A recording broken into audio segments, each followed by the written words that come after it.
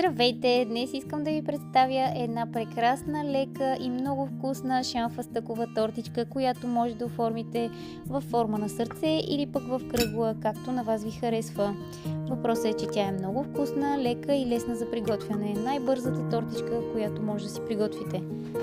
Става лесно, защото е с бишкоти, няма печене на блатове, няма варене на кремове. За приготвянето на крема просто смесваме всички съставки в купа и разбъркваме с миксер, а именно маскарпонето, сметаната и шанфастъковия крем, както и ванилията. Ето какво използваме за тортата. Имаме бишкоти, които топим в прясно мляко. Ако искам към млякото, можем да добавим капачка Бейлис. Тук е нашия крем от шанфастък, който редуваме с ягодки и бишкотки. Оформяме сърчице и правим нашата торта.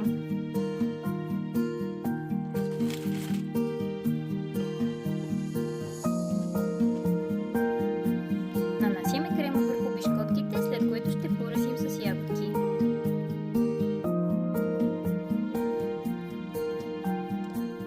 Поръсваме ягодки.